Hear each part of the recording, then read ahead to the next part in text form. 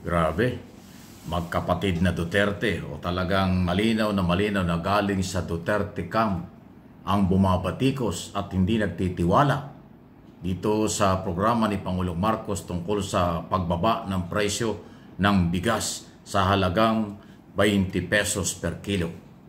Ano kaya ang kinatatakot ng mga Duterte rito? Ako, ang aking opinion dito, kinakabahan sila. Dahil kasi dito sa programang ito, masang Pilipino makikinabang. At yun pong mga Duterte supporters, ang iba dyan, kung hindi man lahat, baka nga marami dyan, nangangailangan ng murang bigas. Kaya siguro natatakot itong si Sara Duterte at si Pulong Duterte o mga Duterte na palakasin at lumakas ang programang ito na ibaba ang presyo, baka mawalan sila ng supporters at followers. Kasi wala po akong nakikita bilang isang mamamahayag, bilang vloggers, natutulan at batikusin ang programang ito dahil ito'y para sa masang Pilipino. Ito'y pagkalinga ng pamahalaan sa mga mahihirap. Ay bakit tinututulan ni Sara Duterte? At ngayon may bago po, paparinig ko sa inyo, para daw legalize vote buying. Ang sinasabi ni Pulong Duterte na itong si Pulong ngayon po ay nasa Europe pala. Pabalik-balik lang ito kung saan bansa na pupunta ito. Ngayon ay nasa Europe at na-interview siya, nagbibisa-bisaya pa. Sige nga po, kayong mga Bisayang nanonood, ito kung anong inyong maintindihan dito sa question and answer kay Pulong Duterte, anak ni dating Pangulong Duterte. Ingon nila tag-20 na lang ko ang bugas. Ang pangunta na hantod kanus legalize vote buying. Kung ano sa Visayas na i-implement? Pildihunon siguro sila sa Visayas. Kung hindi ako ganahan. Kung ang problema kung makaon ba? Aka na lang, basig ibukbok mo ng 20. Ano? Ginarik pa, narik. Baka daw may bukbok, Ayan o. Una nang wapilang Malacanang sa mga kritiko. Negative masyado. Legalize vote buying daw. Baka daw yan yung sasabi niya hindi malinis na bigas, baka nga may bukbok yung halagang 20 pesos. Ayan ho yung talaga, hindi nila alam talaga yung o nililis talaga nila yung issue. Ilang beses nang inulit ng Malacanang na yung 20 pesos na yan na ibebenta sa Visayas region, dahil magsisimula patungo ng Mindanao at Luzon, ay yung 33 pesos na halaga per kilo.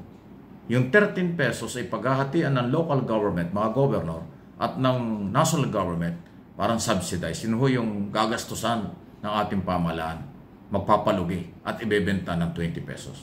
So yung 33 pesos na rice, malinis yun. Hindi totoong may bukbok, hindi totoong hindi malinis na rice. So talaga hong lahat ng paninira at negatibo, yan ang kanilang pananaw.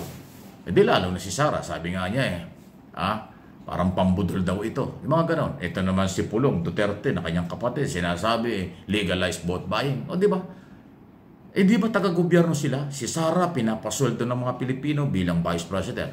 Si Pulong Duterte pinapasweldo ng mga Pilipino dahil District Congressman yan hanggang June 30 ng Davao City.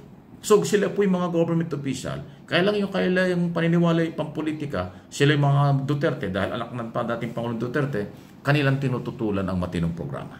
So anong ibig sabihin niya? Puro paninira, puro negatibo. Kaya ulitin ko yung aking pong sariling observation, natatakot ang mga Duterte dito sa magandang programang ito ni Pangulong Marcos kasi masang Pilipino ito. Okay?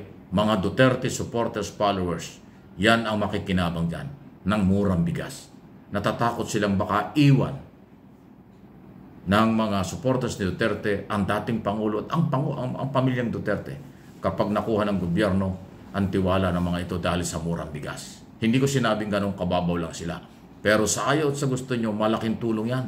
Kasi ang rice ay pangunahing pagkain ng mga Pilipino.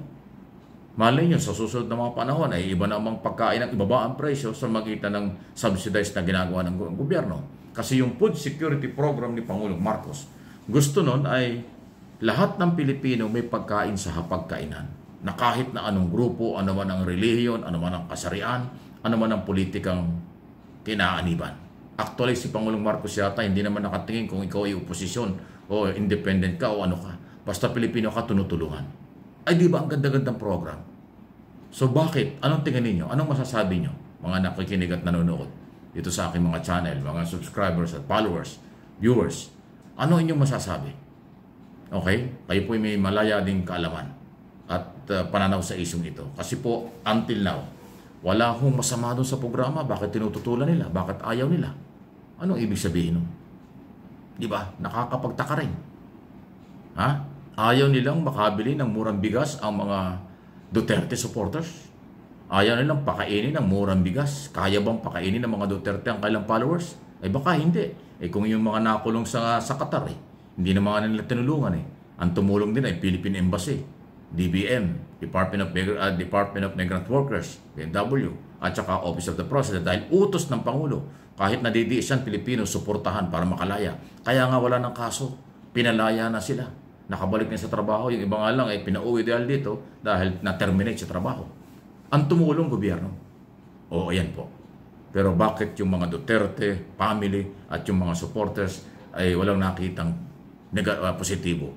Lahat ay negatibo. Kasi yan po ang epekto ng mga personal and political interest. Ayaw nilang mawala yung interest nilang yon. Gusto nilang mangyari yung interest na yon. Ano yung interest na yon? Makabalik sa kapangyarihan, mapapagsak si Pangulong Marcos, maagaw nila ang kapangyarihan, sila ang magkukontrol ng gobyerno. Yan po ang gusto nila, sa totoo lang. Kaya kahit anong ganda ng programa, pati yung kailang mga member ay makikinabang, ay kanilang tinututulan sa halip na positibo, negatibo. Kaya wala na ho talaga maasahan sa kagrupong yan. Wala na talagang makikita tayong kabutihan sa grupong yan na pagsuporta sa pamahalaan. Kasi ho, na-influensyahan na sila ng kapangyarihan. Nang akala nila ay habang buhay na may kapangyarihan. Nakalimutan nilang may limitasyon, may limitado ang kapangyarihan. May hangganan ng lahat. Hindi sila makamove on. Nakakulong na ang dating Pangulong Duterte. Okay, sa halip na sila magpakumbaba dahil kahit papano ang gobyerno makakatulong pa rin yan kung kakailanganin. Pero hindi, inaaway pa rin nila. At kung ano pa sinasabi. Kasi nga, ang layo nila pabagsakin. Bawala si Pangulong Marcos sa gobyerno, sa pangpanguluhan, sa Malacanang at sila ang pumalit.